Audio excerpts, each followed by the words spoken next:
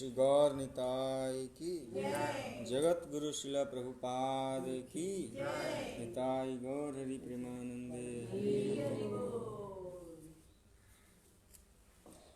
ओम अज्ञानतिमिरान्धस्य ज्ञानाञ्जनशलाकया चक्षुरुन्मिलितं येन तस्मै श्रीगुरुवे नमः। वन्देऽहं श्रीगुरुः श्रीयुतपदकमलं श्रीगुरुन् वैष्णवांशः श्रीरूपं साग्रजातं सहगण रघुनाथान्वितं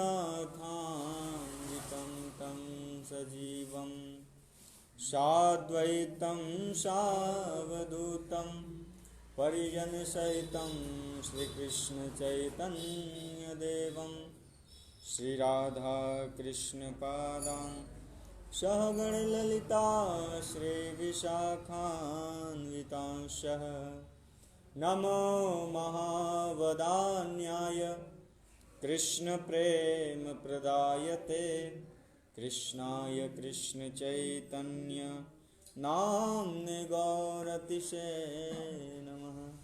नमो विष्णुपादाय कृष्णपृष्ठाय भूतले श्रीमते भक्तिवेदान्त स्वामीति नामिने।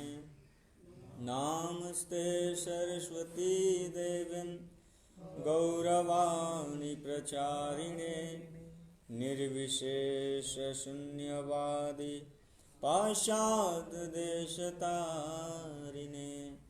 हे कृष्ण करुणा सिंधु दीनबंधु जगतपते गोपेश गोपिका कांत राधा कांत नमस्तुते। तप्त कांचन गौरांगे श्री राधे वृंदावनेश्वरी वृषभानुसुते देवी प्रणमामि हरिप्रिये। वाञ्छाकल्पतरुभ्यश्च कृपा सिन्धुभ्य एव च पतितानां पावनेभ्यो वैष्णवेभ्यो नमो नमः। नाम संकीर्तनं यस्य सर्वपापप्रणाशनं प्रणामो दुःखहरिशमनः तं नमामि हरिप्रिये। जय श्री कृष्ण चैतन्य प्रभु नित्यानंद श्री अद्वैत गदाधर श्रीवासादि गौर भक्तवृंद। हरे कृष्णा कृष्णा कृष्णा हरे हरे हरे राम राम राम हरे हरे। हरे कृष्णा कृष्णा कृष्णा हरे हरे हरे राम राम राम हरे हरे। हरे कृष्णा कृष्णा कृष्णा हरे हरे हरे राम राम राम हरे हरे। नारायणं नमस्कृत्यं नरं चैव नरोत्तमं देवीं सरस्वतीं व्यासं ततः जयमुदीरयेत्। नष्टप्रायेषु अभद्रेषु नित्यं भागवत सेवया भगवती उत्तमश्लोके भक्तिर्भवति नैष्ठिके। नीलाचलनिवासाय नित्याय परमात्मने बलभद्र सुभद्राय जगन्नाथाय ते नमः। हरे कृष्णा। आप सभी भक्तों का हार्दिक स्वागत है। प्रातः सत्र में हम सब एक साथ उपस्थित होकर श्रीमद् भागवत कथा रूपी अमृत पान करने का सौभाग्य प्राप्त हुआ है। आइए नित्यम भागवत सेवाया, हम नित्य प्रत्येक दिन भागवत भगवत गीता का श्रवण करते हैं। तो उसी क्रम में आज का जो श्लोक है वो प्रथम स्कंध चतुर्थ अध्याय श्लोक क्रमांक 5 का हम आज श्रवण करेंगे और समझने का प्रयास करेंगे कि इसमें हमारे लिए क्या ऐसी दिव्य जो बातें हैं उसको हम समझें और अपने जीवन में उतारें। ओम नमो भगवते वासुदेवाय। ओम नमो भगवते वासुदेवाय। ओम नमो भगवते वासुदेवाय। भगवते वासुदेवाय। ओम नमो भगवते वासुदेवाय।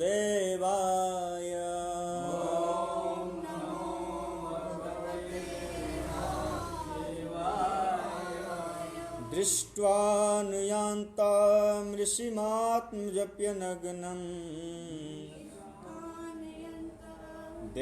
देव्योरिया परिदुर्दनसुतस्य चित्रम् तद्वीक्ष्य पृच्छति मुनो जगदुस्तवास्ते स्त्रीपुमिविदनतु सुतस्य विवक्दृष्टे। दृष्ट्वा नुयान्तमृषिमात्मजमप्यनग्नं दिव्योरिया परिदुर्दन सुतस्य चित्रं तद्वीक्षया पृच्छति मुन्य जगदुस्तवास्ते स्त्रीपविदनतु सुतस्य विविक्त दृष्टे। इस श्लोक को और पढ़ेंगे। यह श्लोक बहुत टफ है, इसलिए बार बार आपको रिवीजन करने के लिए मैं नहीं दे रहा हूँ, खुद मैं इसको पढ़ के आपको अर्थ बताऊंगा। दृष्ट्वा नुयान्तमृषिमात्मजमप्यनग्नं दिव्योरिया परिदुर्दन सुतस्य चित्रं तद्वीक्ष्य पृच्छति मुनो जगदुस्तवास्ते स्त्रीपुमिविदनतु सुतस्य विविक्त दृष्टे। कोई पढ़ेंगे?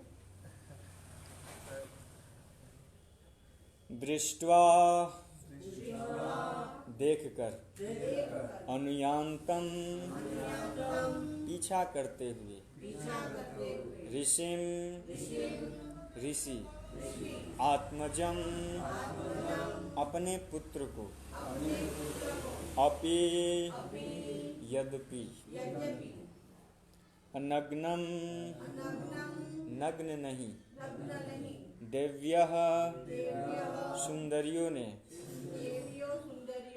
या लज्जा से, परिदधुः शरीर ढक लिया, ना नहीं, सुतस्या पुत्र का, चित्रम आश्चर्यजनक, ततः वीक्ष्य यह देखकर, पृच्छति पूछता है, मुनो मुनि व्यास को, जगदुः उत्तर दिया, तव तुम्हारा, अस्ति है, स्त्रीपुम नर तथा नारी, भिदा अंतर, ना नहीं, तो लेकिन, सुतस्या पुत्र का, विविक्ता शुद्ध पवित्र, दृष्टे देखने वाला। अनुवाद में प्रभुपाद जी लिखते हैं, जब श्रील व्यासदेव अपने पुत्र के पीछे पीछे जा रहे थे तो नग्न स्नान करती सुंदर तरुणियों ने वस्त्र से अपने शरीर ढक लिए। यद्यपि वसुदेव स्वयं नग्न न थे लेकिन जब उनका पुत्र वहीं से गुजरा था यानी जा रहा था, तब उन्होंने वैसा नहीं किया था, यानी स्त्रियों ने। मुनि ने इसके बारे में पूछा तो तरुणियों ने उत्तर दिया कि उनका पुत्र पवित्र हैं, और जब वह उनकी ओर देख रहे थे तो उसने स्त्री तथा पुरुष में कोई भेद नहीं माना, लेकिन मुनि तो भेद मान रहे थे। तात्पर्य: भगवत गीता 5वां अध्याय श्लोक क्रमांक 18 में कहा गया है कि विद्वान साधु अपनी आध्यात्मिक दृष्टि के कारण किसी विद्वान भद्र ब्राह्मण चंडाल कुत्ता या गाय पर समान दृष्टि रखने वाला होता है। श्रील सुखदेव गोस्वामी ने वह अवस्था प्राप्त कर ली थी, अतएव उन्होंने स्त्री या पुरुष में भेद नहीं देखा। उन्होंने तो समस्त जीवों को एक भिन्न वेश में देखा। स्नान करती स्त्रियां पुरुष के मन को उसकी चेष्टाओं से जान गई। जिस प्रकार शिशु को देखकर कोई भी यह जान लेता है कि वह कितना निर्दोष है, सुखदेव गोस्वामी 16 वर्ष के तरुण थे। तरुण का अर्थ होता है युवा। अतएव उनके शरीर के सभी अंग का विकास हो चुका था। वे नग्न भी थे और उन्हीं की तरह स्त्रियां भी थी, लेकिन चूंकि सुखदेव गोस्वामी काम व्यापार से परे थे, अतएव वे निर्दोष प्रतीत हो रहे थे। स्त्रियां अपने विशिष्ट गुणों से इसे तुरंत जान गई। आगे कहते हैं कि अतएव उन्होंने सुखदेव जी के आने की खास परवाह नहीं की, लेकिन जब उनके पिता उधर से गुजरे तो स्त्रियों ने तुरंत वस्त्र ओढ़ लिए।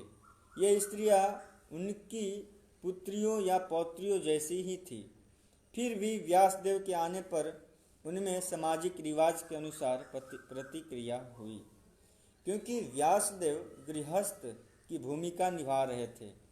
गृहस्थ को स्त्री तथा पुरुष में भेद बरताना होता है, अन्यथा वह गृहस्थ नहीं हो सकता।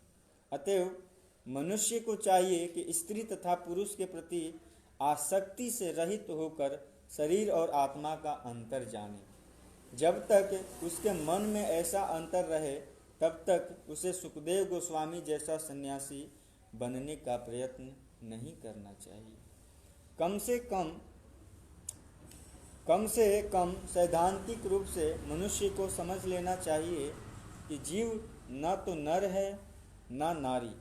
बाहरी बाने को प्रकृति ने पदार्थ से इसलिए तैयार किया है कि उसमें विपरीत लिंग के लिए आकर्षण उत्पन्न हो, जिससे वह इस भौतिक जगत में फंसा रहे। मुक्त जीव इस विकृत भेद से ऊपर होता है। वह दो जीवों में अंतर नहीं मानता, उसके लिए सभी एक ही आत्मा है। इस आध्यात्मिक दृष्टि की पूर्णता मुक्त अवस्था में है, और श्रील सुखदेव गोस्वामी ने वह अवस्था प्राप्त कर ली थी। श्रील व्यासदेव भी दिव्य अवस्था में थे, किंतु गृहस्थ होने के कारण प्रथावश वे अपने को मुक्त जीव नहीं मानते थे। अनुवाद तात्पर्य: जगत गुरु श्रील प्रभुपाद जी के द्वारा। जगत गुरु श्रील प्रभुपाद की हरे कृष्णा। तो आज बहुत ही सुंदर प्रश्न आया है। दृष्ट्वा अन्यंत ऋषिम, वो ऋषि कौन है? सुखदेव गोस्वामी। सुखदेव गोस्वामी, कल मैंने कथा श्रवण कराई थी। जब सुखदेव गोस्वामी अपने माँ के गर्भ से निकले तो कहाँ गए? वन में जा रहे थे। कुछ स्त्रियां स्नान कर रही थीं नदी में, सरोवर में। तो स्नान कर रही थी। सुखदेव गोस्वामी अभी युवा हैं, तरुण हैं। कितने वर्ष के हैं? 16 वर्ष के हैं।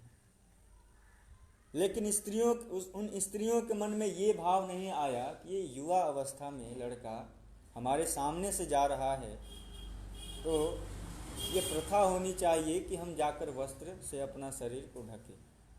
लेकिन वो जानती थी कि सुखदेव गोस्वामी कोई साधारण मनुष्य नहीं है, कोई साधारण नर नहीं है। वो इस संसार से परे है, वो मुक्त जीवात्मा है। इसलिए कभी भी कुछ प्रारंभ करने से पहले हमें ऐसे शुद्ध वैष्णव मुनि का अनुसरण करना चाहिए, शरण ग्रहण करना चाहिए। आया है ना, यम प्रव्रजन्तमनुपे तमपेत कृत्यम द्वैपायनो विरका तरया जुहाव पुत्रेति तन्मयतया तर्वोऽभिनेदुस् तं सर्वभूतहृदयं मुनिमानतोऽस्मि। श्रीमद् भागवत के प्रथम स्कंद के दूसरे अध्याय में दूसरा श्लोक ये है प्रभु जी। प्रथम अध्याय में प्रश्न पूछा गया है। कितना प्रश्न है कुल? 6 प्रश्न कौन कौन है? जीवों का कल्याण कैसे होगा, इस संसार रूपी भव सागर में फंसा हुआ जीव, इसका कल्याण कैसे होगा, इसका उद्धार कैसे होगा। ये गृहस्थ नहीं सोचते हैं। गृहस्थ के पास टाइम ही नहीं है कि इसके बारे में सोचें। तो ये सोच कौन सकता है? जो साधु है। साधु का एक ही कर्तव्य होता है कि वो दूसरे का कल्याण करे, दूसरे का उद्धार करे। लेकिन ऐसे वैष्णव शुद्ध साधु जल्दी मिलते नहीं हैं। इस संसार में अनेक प्रकार के साधु हैं, साधुओं का वर्णन बताया गया है, लेकिन उसमें सर्वश्रेष्ठ साधु किसे कहा गया है? साधुओं की पहचान वस्त्रों से नहीं की जा सकती। साधु की पहचान उसके वाणी व्यवहार और उसके चलन से किया जा सकता है। तो ऐसे साधु श्री सुखदेव गोस्वामी जी निरंतर जो कि कृष्ण में लीन रहते हैं। आप लोगों ने सुना होगा सुक और सारंगी, ये दोनों पति पत्नी हैं। सारंगी राधा रानी के साइड और सुक कृष्ण के साइड। सुखदेव जी यानी सुक कृष्ण की किसी प्रकार की कोई शिकायत नहीं सुन सकते, और जो सारंगी जो श्रीमती राधा रानी के पार्षद हैं, वो राधा रानी की शिकायत नहीं सुन सकते। दोनों में कभी कभी आपस में झगड़ा भी होता है पति पत्नी में कि हमारी राधा रानी सर्वश्रेष्ठ हैं। इस ब्रज की जो मालकिन है या इस संसार की जो मालकिन है वो कौन है? श्रीमती राधा रानी। इसलिए पहले आया है हरे। हरे यानी राधा रानी, सीताराम, हरे कृष्ण।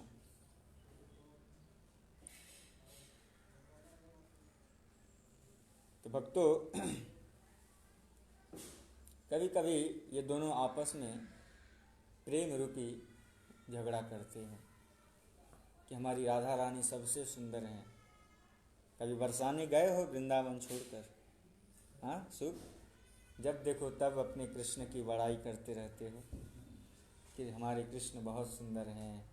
उनके ओठ तो देखो, उनके अधर देखो, उनके नेत्र देखो। तब राधा रानी कहती हैं कि ये सुंदरता आया कहाँ से है? इस पे कभी विचार किए हो? तुम इतना ही जानते हो ना कि कृष्ण बहुत सुंदर है, लेकिन ये सुंदरता आता कहाँ से है? जैसे सूर्य का प्रकाश जब रिफ्लेक्शन होता है तो उसकी चमक और बढ़ जाती है। ठीक उसी प्रकार सुंदरता अगर कृष्ण है तो वो सौंदर्य बढ़ाने वाली हमारी श्रीमती राधा रानी।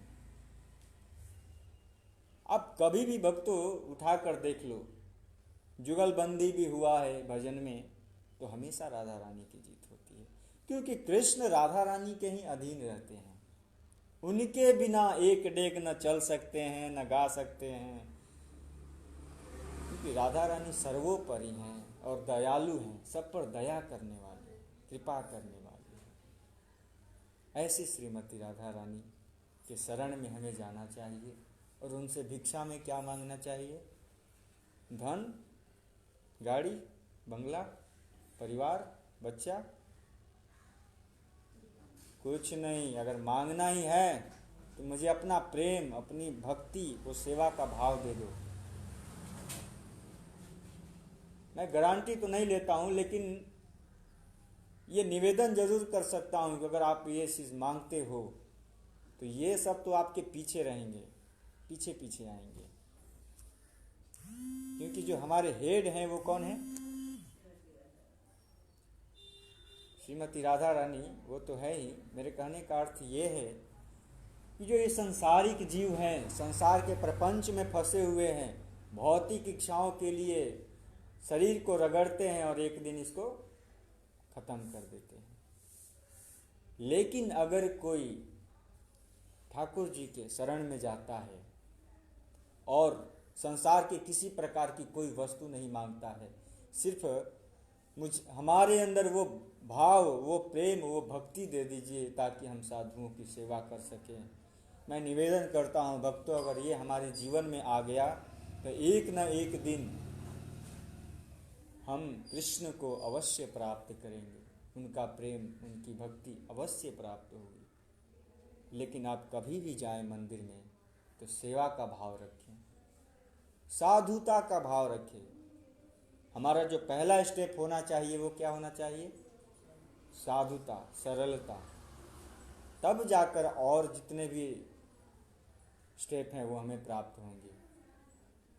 साधुओं की सेवा करना परम आवश्यक है। ये मैं जब भी कथा करता हूँ तो बोलता हूँ।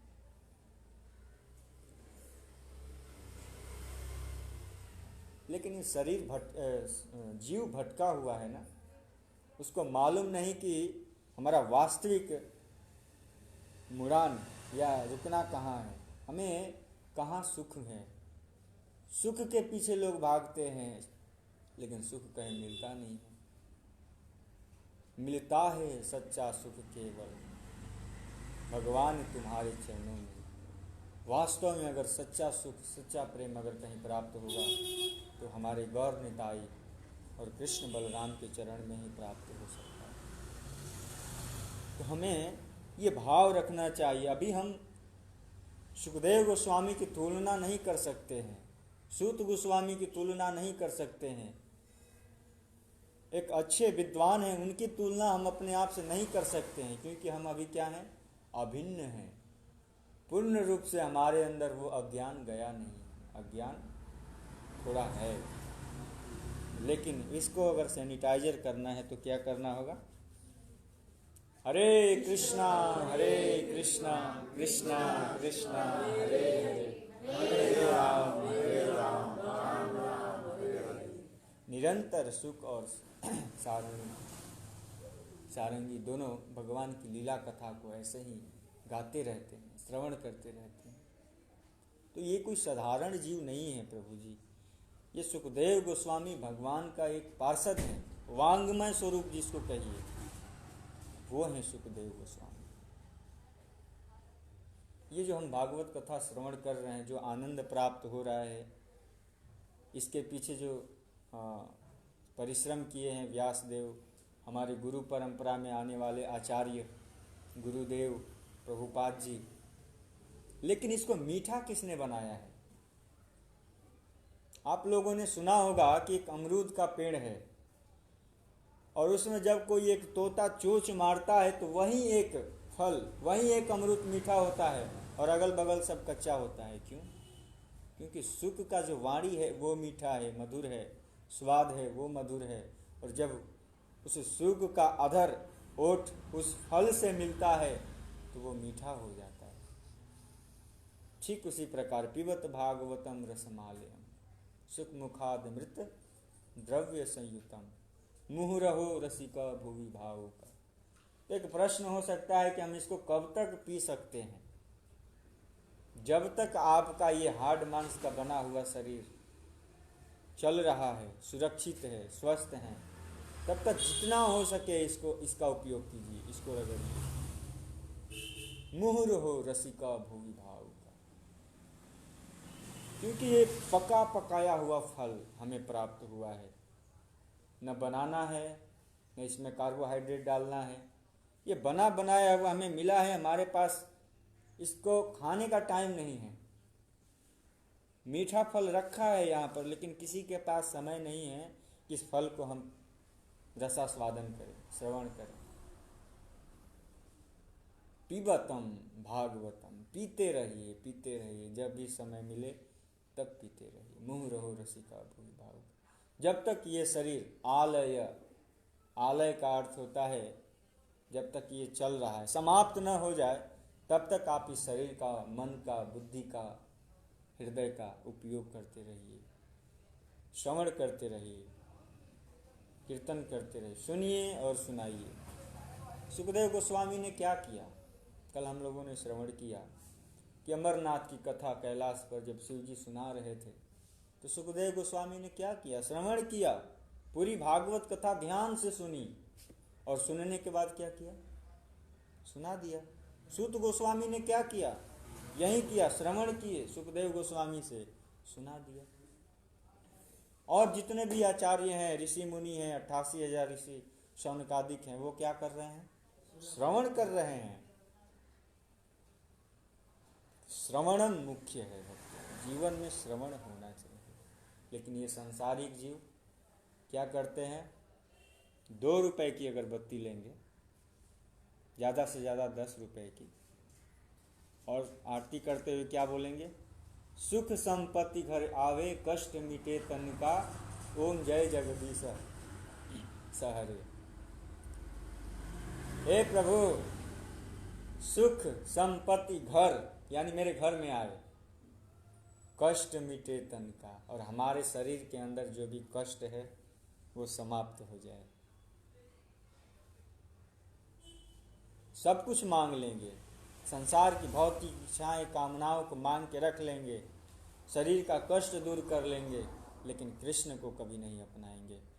बताइए उस घर में सुख रहेगा जिस घर में कृष्ण ही ना हो? आप लक्ष्मी को ला रहे हो और साथ में लक्ष्मीपति को छोड़ रहे हो, लक्ष्मी भला खुश रहेंगी? रहने देंगी खुश? कभी नहीं रहने देंगी। इतना ही ध्यान रखिए। ये दास यही निवेदन करता है कि लक्ष्मी है तो लक्ष्मीपति को साथ में रखिए। समय क्या लगेगा? आधा घंटा, 10 मिनट, 20 मिनट यही लगेगा। हरे कृष्णा कृष्णा कृष्णा हरे हरे, हरे राम राम राम हरे हरे। ऐसे तेजस्वी, ऐसे महान पुरुष सबके घर में नहीं जन्म लेते, सबके घर में प्रकट नहीं होते हैं। किसके घर में होते हैं? निर्विशेष शून्यवादी, यानी उसके अंदर से निर्विशेष चला गया हो, कामना चला गया हो, इच्छा चला गया हो, शून्य हो, इस संसार की भौतिक इच्छाओं से शून्य हो, परे हो, मुक्त हो, उसके घर में ऐसे महान तेज पुरुष का जन्म होता है। नहीं तो आज सभी लोग भक्त होते हैं। ऐसे ही 1-2 होते हैं जिसके पिता शराब पी रहे हैं और जिसके पुत्र समझा रहे हैं कि पिताजी ये गलत बात है, अपने आप को नष्ट कर रहे हैं, साथ साथ में अपने शरीर को भी नष्ट कर रहे हैं। पीना है तो पिबत भागवतम रसमालयम, शराब ही पीना है ना, तो वसुदेव जी के बनाया हुआ दिव्य अमृत का पान कीजिए, बहुत आनंद आएगा। आपको भी कल्याण करेगा, आपके शरीर को भी सुरक्षित करेगा, और आने वाले आपकी सारी पीढ़ी को सुरक्षित करेगा। ये है भागवत। भागवत की महिमा अगर गाई जाए तो कभी समाप्त नहीं होगी भक्तों। तो आया है कि क्या है? दृष्टवा, देखकर, किनको? ऋषि, ऋषि यानी सुखदेव जी को। कौन देख रहे हैं? वसुदेव, व्यासदेव जी देख रहे हैं कि हमारे पुत्र अपने माँ के गर्भ से निकले और वन में जा रहे हैं। ये भी नहीं पूछे कि बहुत बहुत धन्यवाद आपका जो आप मुझे गर्भ से बाहर निकाले। प्रणाम किए, प्रणाम करने के बाद निकल पड़े वन में भजन करने के लिए, क्योंकि उनका डायरेक्ट कनेक्शन कृष्ण से है, संसार से नहीं है, माया से नहीं है। अब तो माया इज़ वेरी, माया बहुत स्ट्रांग है, बहुत ताकतवर है, इस जीव को हिला कर रख देती है। माया सबको नचाती है। उमा दारू योषित की नाही, सब ही नचावत राम गोसाई। भक्तों, ये सत्य है कि राम जी सबको नचाते हैं, लेकिन जिसको भगवान की कीर्तन कथा में नचाते हैं वो जीव बहुत ही सौभाग्यशाली है। नहीं तो सारे जीव नाच रहे हैं, स्कूटी से नाच रहे हैं, फोर व्हीलर से नाच रहे हैं। कैसे नाच रहे हैं? उमा दारू, दारू का अर्थ होता है स्त्री। योषित की नाई, यानी एक कठपुतली लकड़ी का बनाकर, और एक दोनों होते हैं ना, लकड़ी का कठपुतली, एक जेंट्स और एक लेडीज बनाएंगे, और नचाने वाला पर्दे के पीछे होता है, वो दिखता नहीं है, लेकिन वो दोनों नाचते हैं। नचाने वाला दिख नहीं रहा है, वो दोनों नाच रहे हैं। और संसारिक जीव क्या कर रहे हैं? आनंद ले रहे हैं उसको देखकर, कितना सुंदर नृत्य कर रही है, लेकिन नचाने वाला दिख नहीं रहा है। ठीक उसी प्रकार भक्तों, हमें भी समझना चाहिए कि हम भी कठपुतली की तरह नाच रहे हैं। कभी हमको पत्नी नचा रही है, तो कभी हमको संसार नचा रहा है, कभी मालिक नचा रहा है। नाच सब रहे हैं, लेकिन उस नाचने की क्रम में यदि कोई नाचते नाचते नाचते नाचते रास बिहारी जी गौर निताई के शरण में कोई आ गया, तो उसका कल्याण हो जाएगा, उसका नाचना सफल हो जाएगा। यहाँ तक कि कहते हैं कि यदि कोई जीव एक बार भी आ जाए, भूल कर भी एक बार आकर कीर्तन में नाच दे, तो कहना क्या, उसी समय उसका सारा पाप नष्ट हो जाएगा। सर्व पापम विनाशम, जितने भी पाप हैं सब उसी समय नष्ट हो जाएंगे। इतनी शक्ति है भगवान की कथा में, कीर्तन में, नृत्य में। भक्तों, हमें कभी भी नाचना है तो संध्या आरती, गुरु पूजा में नाचिए, महामंत्र रूपी कीर्तन में नाचिए। इस भवसागर रूपी संसार में नाचने से हमारा चक्कर छूट जाएगा। जो हम 84 लाख योनियों में नाचते हैं, यदि आप इस संसार में नाचते हैं तो क्या होगा? फिर से नाचना पड़ेगा 84 लाख योनियों में। यहाँ तो आप नाच ही रहे हैं, लेकिन जब आपकी मृत्यु होगी, जब आपको जैसा कर्म करेंगे उस प्रकार से आपको शरीर प्राप्त होता है। तो जब आपकी मृत्यु होगी और जब आप दूसरे शरीर को धारण करेंगे, उसमें भी नाचना है।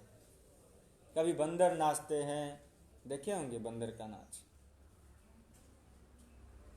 तो भक्तों, हम सब भूल गए हैं कि संसार में आने का मुख्य अभिप्राय क्या है, और इसको याद कौन दिलाते हैं? आचार्य, गुरु,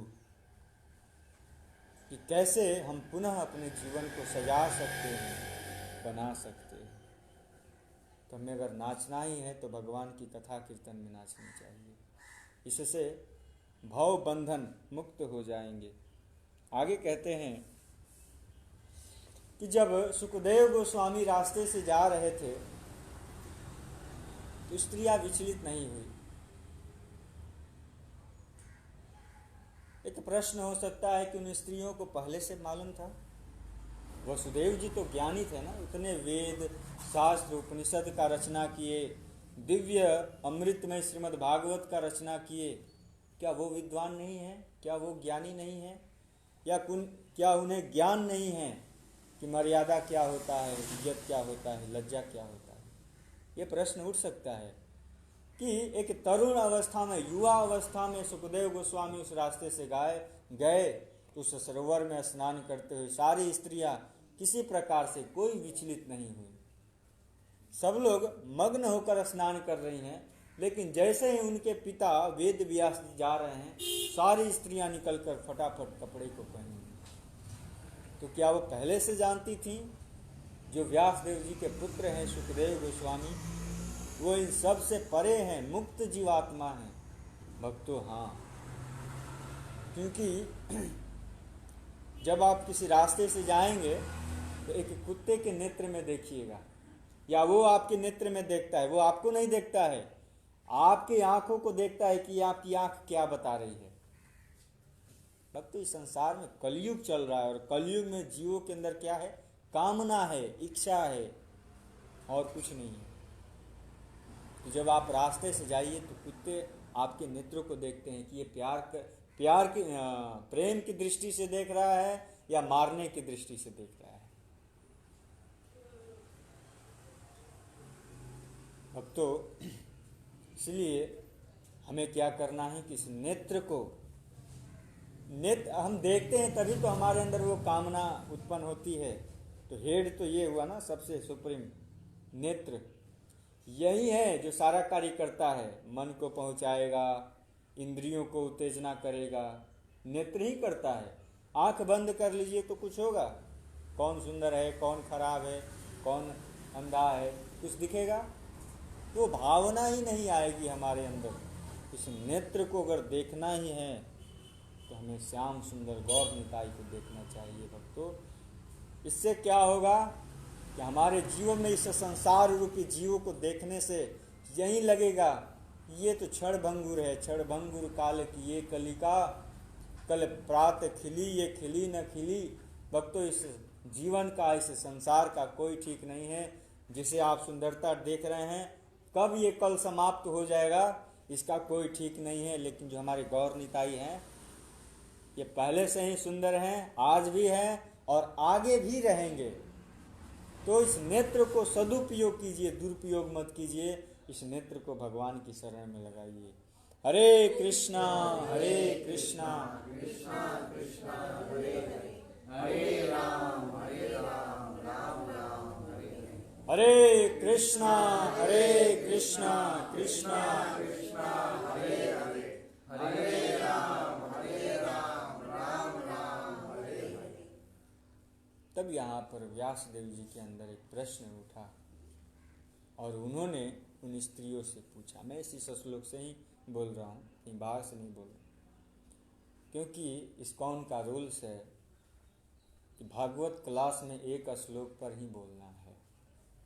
अन्य आप लिंक ले सकते हैं समझाने के लिए, ताकि जो भक्त हैं, जो श्रोता हैं, वो अच्छे से समझ जाएं कि वास्तव में ये श्लोक हमें क्या शिक्षा दे रहा है। तो आगे कहते हैं कि व्यासदेव के अंदर प्रश्न उठा और ये प्रश्न उन स्त्रियों से किया। क्या किया कि मैं वृद्ध अवस्था में हूँ और मैं उसका पिता हूँ। किसका? सुखदेव गोस्वामी जी का। मैं उनके पिता हूँ, लेकिन जब वो आगे से गए तो आप लोग विचलित नहीं हुए, और जैसे ही मैं आया, जो कि मैं ज्ञानी हूँ, परम ज्ञानी हूँ, इतने वेद शास्त्रों का विस्तार किया, लिखा, मुझे पता है, लेकिन आप जैसे ही हमको देखने के बाद तुरंत वस्त्र पहन ली। तब यहाँ पर उन स्त्रियों ने उत्तर दिया। उत्तर क्या दे रही हैं, ध्यान से सुनिएगा, कि आप गृहस्थ हैं। आप क्या हैं? और आपको ये मालूम है कि लज्जा क्या होता है, और आप इस संसार से परे नहीं हैं, जो कि वो भी परे हैं, लेकिन हम सब जीवों को समझाने का प्रयास कर रही हैं, ये स्त्रियां भी। और आपको ये पता है कि मुक्त जीवात्मा और संसार की कामना में क्या अंतर है। आप जो भी ग्रंथ लिखे, जो भी शास्त्र लिखे, किसके लिए लिखे? ताकि ये जीवों का कल्याण हो। इसका मतलब आपको मालूम है कि आने वाले समय में कलयुग बढ़ेगा, पाप बढ़ेगा। लेकिन जो आपके पुत्र हैं सुखदेव गोस्वामी, वो इन सब से परे हैं, मुक्त आत्मा, मुक्त जीवात्मा हैं, महायोगी हैं, परम पुरुष परमेश्वर हैं। उनको इन सब से लेना देना नहीं है। कौन स्त्री आया है इसमें? स्त्री या पुरुष में कोई भेदभाव नहीं देखा। जो भगवान के पार्षद हैं, भला वो क्या भेदभाव देखेंगे? उनको तो कृष्ण के सिवा और इस संसार में कोई दिखाई नहीं देता है। कृष्णस्तु भगवान स्वयं, भगवान ही कृष्ण। भगवान कौन है? कृष्ण है। एक प्रश्न हो सकता है कि कैसे आप कह सकते हैं भगवान ही, कृष्ण ही भगवान है? संसार में तो और लोग कहते हैं कि बहुत सारे भगवान हैं, शिव भी भगवान है। शिव जी खुद कहते हैं, क्योंकि शिव जी क्या है, वैष्णव नाम यथा शंभु, वो एक शुद्ध वैष्णव हैं। और अपनी पत्नी से कहते हैं कि उमा कहूँ मैं अनुभव अपना, सत हरि भजन जगत सब सपना। ये जो संसार देख रही हो ना, ये एक स्वप्न की तरह है। जब आप नींद से उठोगे तो ये स्वप्न एक न एक दिन छिन्न हो जाएगा, नष्ट हो जाएगा। यानी ये संसार नष्ट होने वाला है, खत्म होने वाला है। तो फिर प्रश्न हो रहा है कि तो फिर सत्य क्या है? सत्य हरि भजन जगत सब सपना। सत्य यही है कि हरि का भजन करो, और यही सत्य है। तो यहीं पर प्रश्न उठा रही हैं कि जो मुनि होते हैं उनके अंदर किसी प्रकार की कोई भेदभाव नहीं होता है, वो इन सब से परे होते हैं। उनके अंदर मात्र एक उद्देश्य होता है, एक लक्ष्य होता है कि हम कैसे कृष्ण को प्राप्त करें। कृष्ण प्राप्ति कर्म शाश्वत, साधना के द्वारा, साधन के द्वारा, कथा के द्वारा कैसे हम कृष्ण को प्राप्त करें, कैसे वो हम अपने अंदर वो शुद्धता लाएं कि हमारे अंदर भी वो भाव आए, वो सेवा का भाव आए। ये होते हैं मुनि, ये होता है साधुओं का विचार। भक्तों, इस प्रकार से समझाते हुए उन पुत्र पवित्र, और जब वह उनकी ओर देख रहे थे तो उसने स्त्री तथा पुरुष में कोई भेद नहीं। सुखदेव गोस्वामी को क्या लेना कि किधर स्त्री स्नान कर रही है, किधर कौन क्या कर रहे हैं। वो तो निकले और निकले, उनका एक उद्देश्य था कि हमें कृष्ण को प्राप्त, कृष्ण की भक्ति करनी है, कृष्ण को प्रसन्न करना है। और पुनः वो गए, और जाने के बाद उन्होंने मात्र 3 श्रीमद् भागवत के 3 श्लोकों को श्रवण किया। पुनः वापस वो अपने पिता के पास आए, व्यासदेव के पास आकर यह दिव्य श्रीमद् भागवत कथा को पढ़ी। क्योंकि व्यासदेव जी के और सारे भी शिष्य निरंतर श्लोकों का गान कर रहे थे। इस प्रकार से भक्तों, आज का जो श्लोक है ये हमें यही शिक्षा दे रहा है कि संसार जो है ना, संसार स्वप्न की तरह है, और इस संसार को न देखते हुए हमें कृष्ण को देखना है, इनसे परे होना है। और क्या करना है? इन सबको कृष्ण से जोड़ना है। ये जीव जो भटका हुआ है, इस पर बहुत सारे छोटे छोटे कथाएं हैं, लेकिन टाइम 1 घंटा ही है। ये जो जीव भटके हुए हैं, इनको मात्र एक ही उद्देश्य है कि कैसे वो भगवान की शरण में आए, कैसे वो भगवान की कथा को श्रवण करें। जो मुनि होते हैं वो इससे परे होते हैं। क्या स्त्री क्या पुरुष, किसी प्रकार की कोई भेदभाव नहीं। उनके नेत्रों में देखिएगा तो कृष्ण रूपी अंजन होता है, अश्रु होता है, प्रेम होता है, इसके सिवा और कुछ नहीं होता है। और संसारिक रूपी जीवों के नेत्रों में देखिएगा तो कामना के सिवा और कुछ नहीं होता है। काम क्रोध लोभ मत्सर यही होता है, और कुछ नहीं होता है। कि कैसे हम इस कामना को पूर्ण करें, कैसे हम इसको प्राप्त करें, इसके सिवा और कोई उपेक्षा नहीं होता, कोई इच्छा नहीं होता। और वो ये जानता है कि इसको छोड़ना है, एक न एक दिन इसको छोड़कर जाना है, फिर भी उसके पीछे भागता रहता है, भागता रहता है। भागो, भागने के लिए मना नहीं है, लेकिन साथ साथ में यदि आप कृष्ण के साथ इस कार्य को करते हो तो वो सेवा हो जाएगा। संसार की कोई भी कार्य कीजिए, लेकिन उस कार्य को करते हुए हमें उसको कृष्ण से जोड़ देना है। वो कार्य सेवा में डाइवर्ट हो जाएगा। हम क्या कर रहे हैं? सेवा कर रहे हैं। माता जी प्रसाद बना रही हैं, कार्य कर रही हैं? नहीं, वो सेवा कर रही हैं गौर निताई वैष्णव साधुओं के लिए। तो ये क्या है? सेवा की भावना आ जाती है। बस संसार में और साधुओं में यही अंतर है। साधुओं में किसी प्रकार की कोई भेदभाव नहीं। संसारिक जीवों को देखिए तो अनेक प्रकार की भेदभाव है। यह श्लोक भी हमें यही बता रहा है भक्तों कि सुखदेव गोस्वामी जो कि महामुनि हैं, श्रेष्ठ मुनि हैं, संत हैं, महात्मा हैं, उनके अंदर किसी प्रकार की कोई कामना नहीं है। अगर कामना भी है तो भगवान के प्रति है। और जो संसारिक जीव हैं उनके अंदर कामना है, तो बस संसार की हर एक वस्तु को कैसे प्राप्त करें, यही कामना है। इसी के साथ हम अपने वाणी को यही विराम देते हैं। हरे कृष्णा कृष्णा कृष्णा हरे हरे, हरे राम राम राम हरे हरे, हरे कृष्णा कृष्णा कृष्णा हरे हरे, हरे राम राम राम हरे हरे। श्री गौर निताय की, श्री जगन्नाथ बल्लभ सुभद्रा मैया की, जगत गुरु शिला प्रभुपाद की, निताय गौर हरि प्रेमानंदे। आप सबको बहुत बहुत धन्यवाद। जो हम जैसे जीवों से सुन रहे हैं, हमें तो कुछ आता नहीं है, फिर भी हम प्रयास कर रहे हैं। वो भी एक शुद्ध वैष्णव की आज्ञा को ठुकराना, ये बहुत बड़ा अपराध है।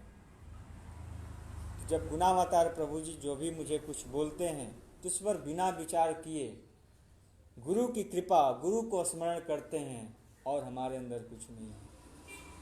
हम खुद एक अज्ञानी हैं, हम आपको क्या सुनाएंगे। वो साहस चाहिए, लेकिन ये गुरु की कृपा। आप जब गुरु को याद करोगे तो आपकी रक्षा आपको स्वयं करेंगे। ये शक्ति मिलती है गुरु से, पावर आता है। हरे कृष्णा कृष्णा कृष्णा हरे हरे, हरे राम राम राम।